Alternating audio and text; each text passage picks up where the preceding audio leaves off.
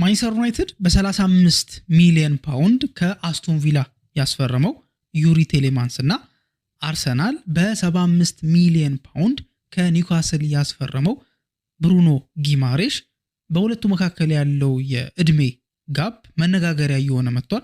ከዋጋቸውም አንፃር ማለት ነው። የሚጫወቱበት መንገድ በተለያየ መንገድ ነው የሚጫወቱት። ግን ደግሞ ቴሌማንስም ሆነ ብሩኖ ጊማሬሽ የተወለዱት እንደ ፈረንጆቹ አቆጣጠር በ1997 ነው። ይሄ ማለት ደግሞ አሁን ባለንበት 2026 የፈረንጆቹ የዘመን አቆጣጠር ላይ ሁለቱም እድሜያቸው 29 ነው የሚሆነው። በሁለቱ መካከል ግን የወራት ልዩነት አለ በቴሌማንስና በጊማሬሽ መካከል። ግን ደግሞ ያቺ ወር በሁለቱ መካከል ያለውን ያን ያህል የዋጋ ልዩነት ማምጣቱ ተገቢ ነው ወይ ፌር ነው ወይ የሚለውን ነገር ለማንሳት እንሞክራለን። ከሁለቱ ማን ነው የተሻለ በምን ማን ይሻላል የሚለውን ነገር በዚህ ፕሮግራም ላይ ሰፋ አድርገን ለማየት እንሞክራለን። ቴሌማንስ ያሉት ጥንካሬዎች ምንድናቸው? ጊማሬሽስ ለማንቸስተር ዩናይትድ ቴሌማንስ ነው የሚሻለው ወይስ ብሩኖ ጊማሬሽ ይሻል ነበር የሚለውን ነገር በዚህ ፕሮግራም ላይ ሰፋ አድርገን የምንመለከት ይሆናል። ሌላኛው ርዕሳችን ደግሞ የሚሆነው ሉዊስ ሆል ከኒውካስል ከቡድን ትሬኒንግ ተለይቶ ለብቻው ትሬኒንግ እያደረገ እንደሆነ ብዙ ጊዜ አንፖፑላር ሆኖ ወይ ደግሞ ሌላ ቦታ ላይ ቶሎ የማንሰማቸውን ዘገባዎች የሚዘግበው ኢንዲካይላ ኒውስ የተባለው የትዊተር አካውንት የመረጃ ምንጭ ይህንን ነገር ዘግቦታልና ምን ማለት ነው ይሄ ለማንቸስተር ዩናይትድ ምን ማለት ነው? ከቀናት በፊት ዴቪድ ኦርንስቴን የሉዊስ ሆል እና የማንቸስተር ዩናይትድ ጉዳይ ያበቃለት ነገር ነው የሚል ሐሳብን ሰጥቶ ነበር። ከዛ በኋላ ደግሞ ኢንዲካይላ ደግሞ እንደሚያነሱት ከሆነ ደግሞ ሉዊስ ሆል ለብቻው ትሬኒንግ እያደረገ ነው። ይሄ ምን ማለት ነው ለማንቸስተር ዩናይትድ ዝውውር የሚለውን ነገር ሰፋ አድርገን ለመመልከት እንሞክራለን። ሰላም እንዴት ናችሁ ውድ የቻናላችን ተከታታዮች? ዕለታዊ የትንታኔና የመረጃ ፕሮግራማችን ላይ ነው የምትገኙት። አሁን የዘረዘርኩላችሁን ርዕሶች ላይ ተመስርተን ሰፋ ያለ መረጃ የምንወያይ ነው የሚሆነው። ታዲያ ስለነዚህ አሁን ስላነሳኋቸው ርዕሶች ሰፋ ያለ መረጃ ሰፋ ያለ ማብራሪያ የምትፈልጉ ከሆነ ይሄንን ቪዲዮ እስከ መጨረሻው ድረስ እንድትከታተሉት እጋብዛችኋለሁ። ለዚህ ቻናል ደግሞ አዲስ ከሆናችሁ ሰብስክራይብ ያደርጋችሁ ቤተሰብ መሆናችሁን እንዳትረሱ። ላይክ በማድረግ ኮሜንት ላይ የተሰማችሁን ሐሳብ በማጋራት ሼር በማድረግ ከኛ ጋር ያላችሁን አብሮነት እንድታሳዩን ለማስተዋወስ ፈልጋለሁ። መልካም ቆይታን ተመኘሁ። ማንቸስተር ዩናይትድ ዴቪድ ኦርንስቴን መጀመሪያ ፕሪዲክት አድርጎት እንደነበረው ቢዚ የሆነ ሰመር ያሳልፋል ወይ ደግሞ የትራንስፈር ሁኔታ ይሆናል ተብሎ ነበር ተጠብቆ የነበረው። ግን ደግሞ ዴቪድ ኦርንስቴንም እንዳለው እኔ በጠበቅኩት ልክም አይደለም ሄደው ብሎ ተናግሮ ነበርና እኛም ካየናቸው ነገሮች አንፃር ዩናይትድ በተጠበቀው መንገድ አልሄደም። ግን ደግሞ በጣም ፌር በሆነ ዋጋ ለማንቸስተር ዩናይትድ የሚያስፈልጉትን ሁለት አሪፍ የሚባሉ ተጫዋቾችን ከ85 ሚሊዮን ፓውንድ ባነሰ ዋጋ ማግኘት ችሏል። ዩሪ ቴሌማንስ እና አንድሬ ሳንቶስን ማለት ነው። እነዚህ ተጫዋቾች የወጣው ገንዘብ ስትደምሩት ዌስትሃም ለማቲዩስ ፈርናንዴዝ ጠይቆት ከነበረው ገንዘብ ያነሰ ነው። ኢቭን እሱ በተጠየቀበት ገንዘብ ብቻ አይደለም ከዛም ያነሰ ሆኖ ታገኙታላችሁና ዩናይትድ አሪፍ የሚባል ቢዝነስ ሰርቶበታል። ታዲያ ዩሪ ቴሌማንስ በ35 ሚሊዮን ፓውንድ ሲዘዋወር ከዛ በኋላ ደግሞ ቴሌማንስ ከተዘዋወረ ከጊዜያቶች በኋላ ደግሞ አርሰናል ብሩኖ ጊማሬሽን በ75 ሚሊዮን ፓውንድ የግላቸው ማድረጋቸው ተሰማ። ፊርማ ተፈራርመዋል፣ ብቻ ኤቭሪቲንግ አልቋል ተባለ። ስለዚህ አሁን ንጽጽሮች ተጀምረዋል። ዩሪ ቴሌማንስ እና ብሩኖ ጊማሬሽ አንዱ 35 ያወጣበት አንዱ 75 ያወጣበት በመካከላቸው 40 ሚሊዮን ፓውንድ ልዩነት ያመጣው ምንድነው? ለምንድነው ዩሪ ቴሌማንስ በ35 ተዘዋውሮ ብሩኖ ጊማሬሽ ደግሞ በ75 የሚዘዋወረው? የእድሜ ሁኔታቸው ተቀራራቢ ሆኖ ሳለ ከኳሊቲ አንፃርም ከሆነ ደግሞ ከተለያዩ ነገሮች አንፃር ሁለቱም መመዘን ያስፈልጋል ተብሎ ይታሰባልና ለምንድነው ሁለቱ ሊፎካከሩ የተፈለገው የሚለውን ነገር ሰፋ አድርገን ለመመልከት እንሞክራለን ማለት ነው። እንዳልኳችሁ ዩናይትድ የመልቀቂያ ዋጋውን ከፍሎ በ35 ሚሊዮን ፓውንድ ያዘዋወረው፣ አርሰናል ደግሞ በ75 ሚሊዮን ፓውንድ ተስማምቶ በስምምነት ከኒውካስል ጋር ተስማምቶ ነው ይሄንን ልጅ ለማዘዋወር የቻለው ማለት ነው። ማንቸስተር ዩናይትድ መጀመሪያ ከብሩኖ ጊማሬሽ ጋር ሊንክ ሲደረግ ነበር አይደል? ታስታውሱ እንደሆነ ካሴሚሮ የሱ ተተኪ እንዲሆን ይፈልግ የነበረው ጊማሬሽን ነበረ እና ዩናይትድ ደግሞ የምር ካሴሚሮ መተካት የሚፈልጉ ከሆነ በካሴሚሮ ሰርቪስ ደስተኞች ከነበሩ የሱ ወጣት ቨርዥን የሚሆነው ብሩኖ ጊማሬሽ ነው። ራሱ ዳይሬክትሊ ካሴሚሮ ሪኮመንድ አድርጎታል ብሩኖ ጊማሬሽን የሚሉ ነገሮች ሲነሱ ነበር። ዩናይትድም ደግሞ ከዚህ ተጫዋች ጋር ስሙ ሲያያዝ ነበር። ከዛ በኋላ ግን የዩናይትድ ፍላጎት ቀዘቀዘ። ጀስት ይሄን ያህል ዋጋ የማጣራትም ነገር ወይ ደግሞ ጠንከር ያለ ፍላጎት ምናምን ዩናይትድ ሳያደርግ ግን ደግሞ ፍላጎታቸው ግን ቀዘቀሰና ብዙም አልገፉበትም። ከዛ በኋላ ዩሪ ቴሌማንስን በጣም ባነሰ ዋጋ ዩናይትድ ከጠበቀው በታች እንዲሁም አንዳንዶች እኮ እንደሚሉት የአትላንታው ኤደርሰን ዝውውሩ የቀረበት ምክንያት ማንቸስተር ዩናይትድ ቴሌማንስን ያገኘበት ዋጋ ስላላመነና ገርሞት ነው። እንዴ በዚህ ዋጋ ዩሪ ቴሌማንስ የሚገኝ ከሆነ ኤደርሰንን ከማምጣት ዩሪ ቴሌማንስ ይሻላል የሚል እምነት ስላደረባቸው ነው የሚል ዘገባዎች አሉ። ኦፊሻሊ የተዘገበው ነገር ላይክ የሜዲካል ጉዳይ ላይክ ሜዲካል ላይ የመጀመሪያው ሜዲካል ላይ የሆኑ ኮንሰርኖች ነበሩ። ከዛ ሁለተኛ ሜዲካል እንዲደረግ ተደረገ ምናምን። ከዛ በኋላ ያ ነገር ሊሳካ አልቻለምና ኤደርሰን ወደ ቡድኑ የተመለሰበትና ኮንትራት አራዝሞ የቀጠለበት መንገድ አለ። ግን ቴሌማንስን ግን በዛ ዋጋ ማግኘት ግን በጣም ዩናይትዶች ገርሟቸው ነበርና ጊማሬሽን ፈልገውበት ከነበረውም ገንዘብ አሁን እንግዲህ ጊማሬሽ 75 ሚሊዮን ፓውንድ ነው ያወጣው አይደል?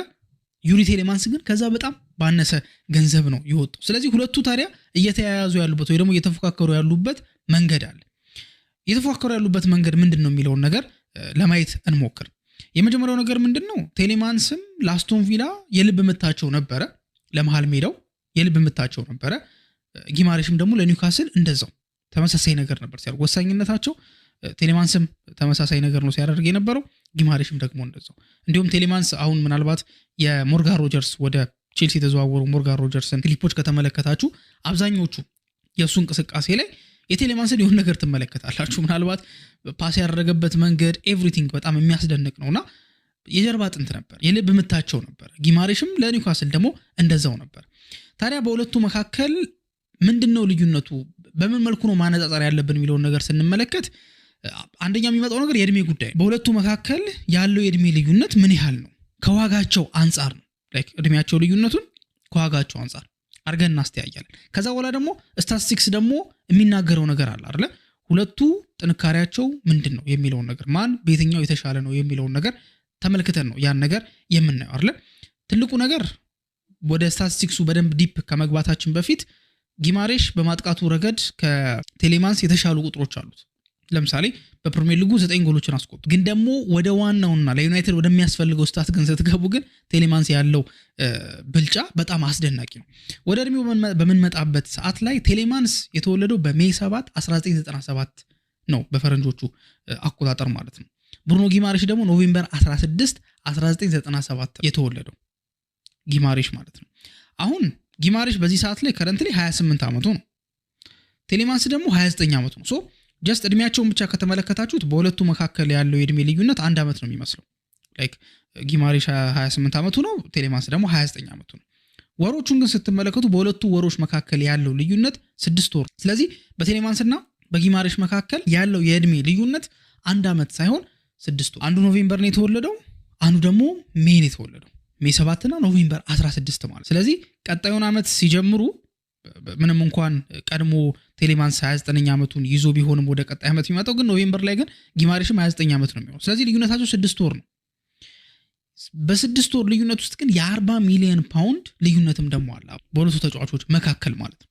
ሶ ምንድነው ይሄን ያህል ልዩነቱን ሊያመጣ የቻለው ነገር ማለት ፌር ነው ወይ? እስኪ ስታቲስቲካሊ ያለው ነገር ምንድነው የሚለውን ነገር ስንመለከት ስታቲስቲካሊ ካየን ቴሌማንስ በዲፌንሲቭ አክሽኖች ከብሩኖ ጊማሬሽ የተሻለ ሆኖ ታገኙታላችሁ። በዱዌሎችን በማሸነፍ ቴሌማንስ የተሻለ ነው። ታክሎችን በማሸነፍ ቴሌማንስ የተሻለ ነው። ኳሶችን በማቋረጥ ኢንተርሴፕት በማድረግ ቴሌማንስ የተሻለ ነው። ኤሪያል ዱዌል የአየር ላይ ኳሶችን በማሸነፍ ቴሌማንስ የተሻለ ነው። ታዲያ ጊማሬሽ በምንድነው ቴሌማንስን የሚበልጠው የሚለውን ነገር ከተመለከተን ሁለቱንም ፌርሊ ጀጅ ለማድረግ ያክል ጊማሬሽ ቅድም እንዳልኳችሁ በማጥቃት እንቅስቃሴ ወደ ጎል በመቅረብና ጎል ጋር ኢፌክቲቭ የሆኑ ነገሮችን በማድረግ ጊማሬሽ የተሻለ። በኪፓስ ጊማሬሽ ከቴሌማንስ ይበልጣል። ቦክስ ውስጥ ኳስ በመንካትም ጊማሬሽ ከቴሌማንስ ይበልጣል። ጎል በማስቆጠርም ደግሞ ጊማሬሽ ከቴሌማንስ ይበልጣል። ስለዚህ ሁለቱ ያላቸው ጥንካሬ ቴሌማንስ ዲፌንሲቭሊ በጣም አደገኛ ተጫዋች ነው። ከጊማሬሽ በቁጥሮች የተሻለ ሆኖ ታገኙታላችሁ። ጊማሬሽ ደግሞ ከቴሌማንስ በማጥቃት እንቅስቃሴ የተሻለ ሆኖ ታገኙታላችሁ። ቁጥራቸውም ሲምፕሊ ይነግራል አይደል?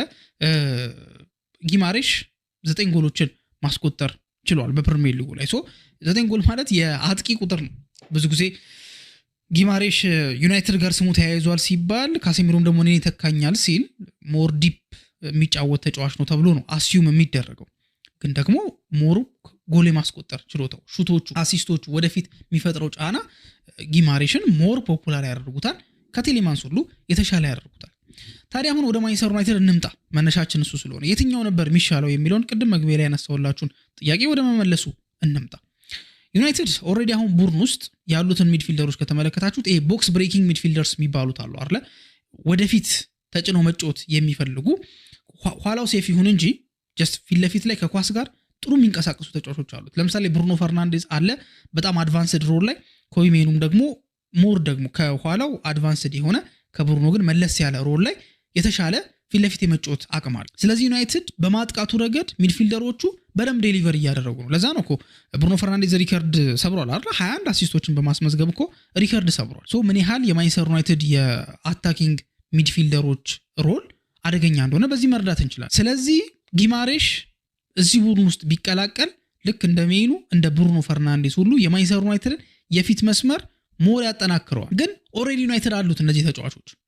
ብሩኖ ፈርናንዴዝ እና ኮቢ ሜኑ ዋና ስራቸው ወደ ኋላ አይመለሱም ማለት አይደለም፣ አይከላከሉም ማለት አይደለም። ግን ከኳስ ጋር ሲሆኑ ፊት ለፊት ላይ በጣም የሚገራርሙ ነገሮችን ሲሰሩ ትመለከታላችሁ። እና የሜኑም ደግሞ የተለየ አቅም ደግሞ ቴክኒካል ተጫዋች ነው። በወርልድ ካፕ ላይ እኮ ለምሮ ቶማስ ቱዌል ሜኑን የማይጠቀመው እየተባለ ቶማስ ቱዌል ላይ ጫና ሲደረግበት የነበረው ቱዌል ቴክኒካል ተጫዋቾች እያስፈለገው ቡድኑ ክሬቲቭ ተጫዋቾች እያስፈለገው ግን ደግሞ ተጫዋቾች የሉኝም በሚል ሰበብ ያንን ቴክኒካል ኤሪያ ቴክኒካል ሳይድ ኦፍ ዘ ቲም ሳያጠናክር ቀርቷል።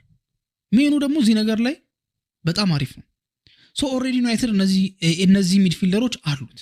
ስለዚህ ዩናይትድ የሚፈልገው ምንድነው? በዚህ ክረምት ላይ ቴምፖን ኮንትሮል የሚያደርጉለት ሚድፊልደሮች ናቸው የሚፈልገው። በዚህ ሰዓት ላይ የሚያስፈልጉት ቴምፖን ኮንትሮል የሚያደርጉ መፍጠን ባለበት ሰዓት ላይ የጨዋታው እንቅስቃሴ የሚያፈጥኑ፣ መቀዝቀዝ ባለበት ሰዓት ላይ የሚያቀዘቅዙ። ይሄን ደግሞ ፊት ለፊት ሆናችሁ አይደለም የምታደርጉት፣ ወደ ኋላ ተመልሶ ፔሸንትሊ እዛ ቦታ ላይ መጠበቅን ይፈልጋል።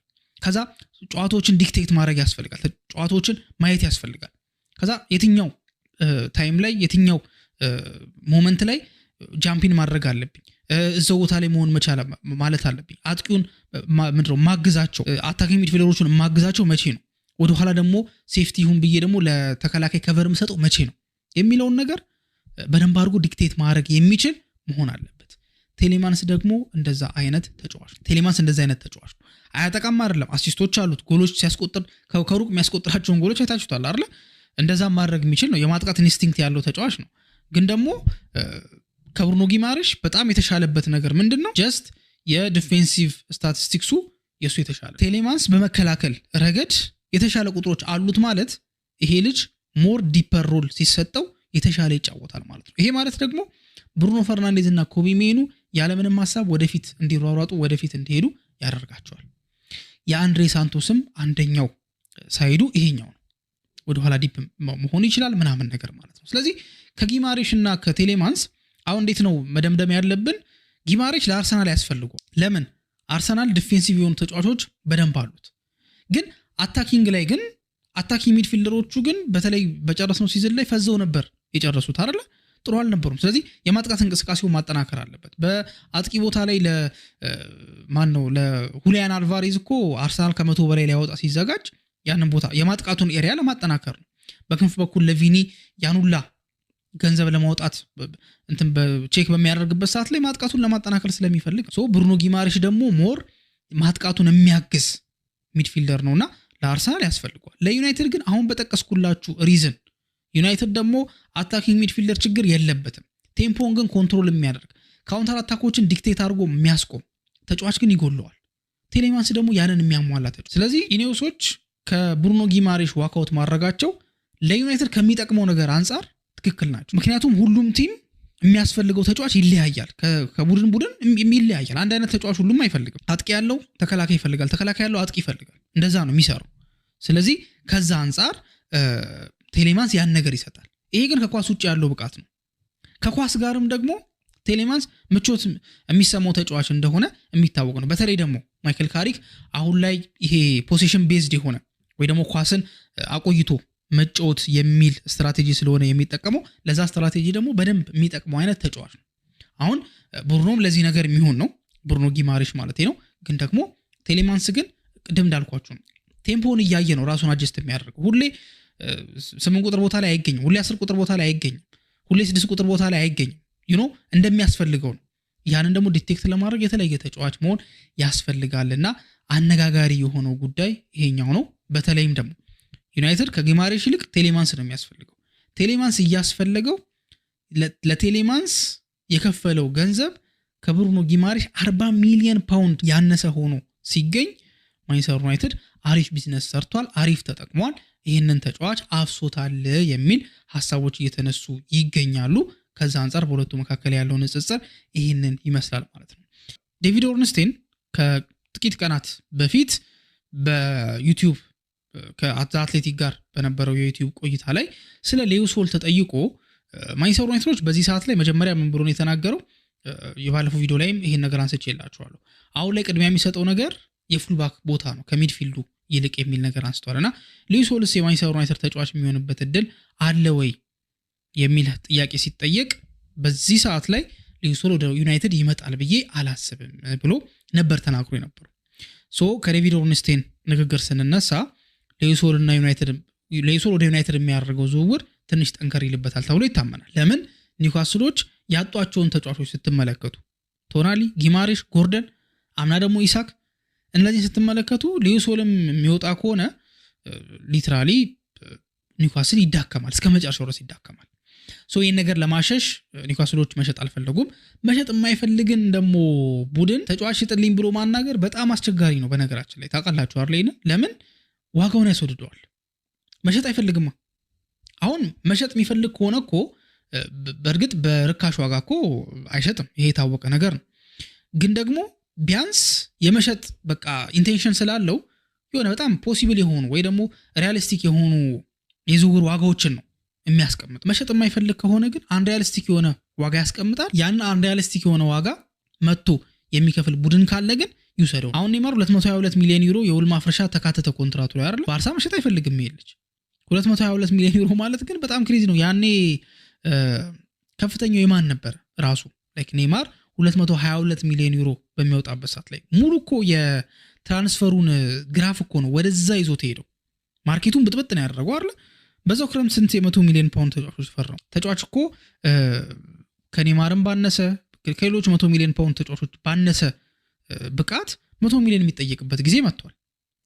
መሸጥ አይፈልጉም፣ ግን አንሪያሊስቲክ የሆነ ገንዘብ ሲመጣ ግን ምንም ማድረግ አይቻልም። ሌዊስ ሆልም ከኒውካስል መውጣት ይፈልጋል። ዩናይትድ መቀላቀል እንደሚፈልግ ፋብሪዚዮ ራሱ አሳውቋል። ግን ደግሞ ኒውካስሎች የሚጠይቁትን ገንዘብ ግን ዩናይትድ ማሟላት ይችላሉ ወይ፣ ፍላጎት አለው ወይ፣ አቅም አለው ወይ የሚለው ነገሮችን አወሳስባቸው ዴቪድ ኦርንስቴን አይ ይሄ ልጅ የሚዘዋወር አይመስለኝም ብሎ እንዲናገር አስገድዶታል። ኢንዲካይላ ደግሞ አሁን ባወጣው መረጃ መሰረት እንደምታውቁት ኢንዲካይላ ኒውስ ሞር ሌላ ቦታ የማይዘገቡ የሆኑ ጠንከር ያሉ መረጃዎችን ይዞ ሲወጣ ትመለከቱታላችሁ። እሱ የዘገበውን ከወር በፊት የዘገበውን ዘገባ ታማኝ የሚባሉት የዜና ምንጮች ከወር በኋላ የሚዘግቡበት አጋጣሚ አለና አሁን ላይ ባስነበበው ወይ ደግሞ ይዞት በወጣው መረጃ መሰረት ሌዊስ ሆል በዚህ ሰዓት ላይ ከቡድኑ ተለይቶ ነው ያለው። ከቡድኑ ተለይቶ ከፊትነስ ኮቹ ጋር እየሰራ ነው የሚገኘው የሚል መረጃ ይዞ ወጥቷል። እሱ ብቻ አይደለም፣ ዳግላስ የተባለው የመረጃ ምንጭ ይሄን ነገር ይዞት ወጥቷልና በዚህ ሰዓት ላይ ግሩፑ እየሰለጠነ የሚገኘው ላማንጋ የሚባለው ቦታ ላይ ነው። ሌዊስ ሆል ግን እዛ ቦታ ላይ የለም። የጉዳት ዜና አልወጣበትም። ተጎድቷል የሚል ምንም ነገር የለም ይሄ ልጅ። ለምንድን ነው ተነጥሎ እየሰራ የሚገኘው ለብቻው ከቡድኑ ጋር? አሁን እኮ በግላቸው ተጫዋቾች ይሰራሉ፣ ወይ ለማገገም ነው ወይ ደግሞ ከትሬኒንግ ሴሽን ውጪ ቡድኑ ትሬኒንግ በሚሰራበት ሰዓት ላይ ከዛ ውጪ ሌላ ስራ ሊሰሩ ይችላሉ። ትሬኒንጋቸውን ሰርተው ለምን ትሬኒንግ ላይ ምንድነው ያለው ታክቲካል ነገሮች አሉ አይደለ? ይሄ ፊዚካል ብቻ አይደለም ወይ ደግሞ የአካል ብቃት እንቅስቃሴ ብቻ አይደለም። እሱ ጂም ውስጥ ምናምን የሚያልቅ ነው። ግን ታክቲካል ነገሮች ግን ይሰለጥናሉ ትሬኒንግ ላይ። ታክቲካል ነገር እዛ ጋር እየተሰራ የሆነ ተጫዋች ደግሞ በጎን ሄዶ ፊትነስ ላይ በፊትነስ ኮቹ የሚሰለጥን ከሆነ የጉዳት ችግር አለበት ማለት ነው አይደል? በሌላ አማርኛ ግን የጉዳት ዜና ግን ካልወጣና ካልተዘገበ ግን ለምንድን ነው ለብቻው ተነጥሎ እየሰራ የሚገኘው? ስለዚህ ይሄ ምንን ያስነሳል?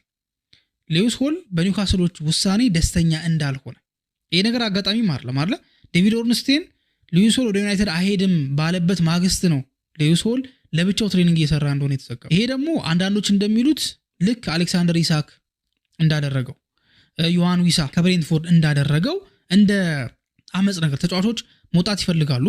ከዛ በኋላ መጀመሪያ ኢንፎርማሊ ያናግራሉ ከዛ በኋላ ፎርማሊ ሆነ የዝውውር ጥያቄ ያቀርባሉ ማለት ልቀቁኝ ብለው ለክለቡ ያቀርባሉ ይሄ ሁሉ ነገር ተደርጎ የማይሆን ከሆነ ማመጽ ይጀምራሉ ትሬኒንግ ይቀራሉ ትሬኒንግ ሄዱም ከቡድኑ ጋር ትሬኒንግ አይሰሩም ምናምን የመሳሰሉት ነገሮች ብቻ ብዙ ነገሮች ይፈጠራሉ ልክ እንደ አሌክሳንደር ኢሳክ ብሩኖ ጊማሬሽም ደግሞ ዝውውሩ ባይፈጸምለት ኖሮ ተመሳሳይ አክሽን ሊወስድ እንደሚችል መረጃዎች እየወጡ ነበር ሶ ሊዩስ ሆልም ተመሳሳይ ነገር እያደረገ ነው ወይስ just ዝም ብሎ የፊትነስ እንቅስቃሴ ነው እያደረገ የሚገኘው ለምንድነው የኒውካስል ታክቲካል ያሰለጣጠን ሂደት ላይ ያልተሳተፈው ለምንድነው በአዲስ አሰልጣኛቸው ስር ትሬኒንግ ማድረግ ጀምሯል እንደምታውቁት አንዳንድ ክሊፖችም ወጥተዋል ትሬኒንግ በሚያደርጉበት ሰዓት ላይና ሉዊስ ሆል ለምንድነው የሌለው የሚለው ነገር ትልቅ ጥያቄን አስነስቷል አንዳንዶች እንደሚሉትም ምናልባት እየተቃወመ አመጹን እያሳየ እንደሆነ እየተነገረ ይገኛልና ያን ነገር እያደረገ ከሆነ ደግሞ ኒውካስሎች እሱን የመሸጥ ግዴታ ውስጥ ይገባሉ እሱን የመሸጥ ግዴታ ውስጥ ገቡ ማለት ለማንቸስተር ዩናይትድ በር ተከፈተለት ማለት ነውና